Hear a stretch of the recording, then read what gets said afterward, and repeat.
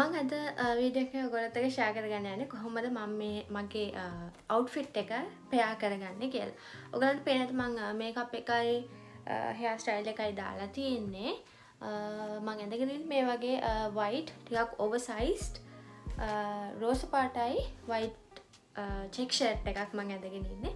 ඉතින් මම ඒකට පෙයා කරලා තියෙන මම ඩෙනිම් ජීන් එකක් තමයි මේකට මම පෙයා කරලා දෙන්නේ. ඉතින් මම කොහොමද ඇක්සසරිස් මේ අවුට්ෆිට් එකත් එක්ක ක්‍රියේට් කරගන්නේ කියලා තමයි අද ඔයගොල්ලොත් එක්ක ෂෙයා කරගන්න යන්නේ.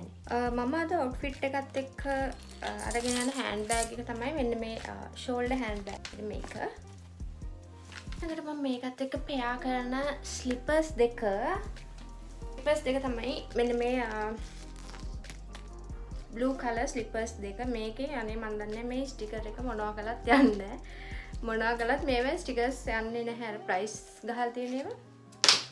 ඉතින් මම මේක තමයි ඔන්න අද දාන ස්ලිපර්ස් දෙක. බොඩි ලෝෂන් අනිවාර්යෙන්ම ඇප්ලයි කරලා මාර අවුව. ඉතින් බොඩි ලෝෂන් ගාගෙනම යන්න ඕනේ. මම මගේ ඉයරින්ග්ස් විදිහට මෙන්න මේ පෙයා එක තමයි ගන්නෙ.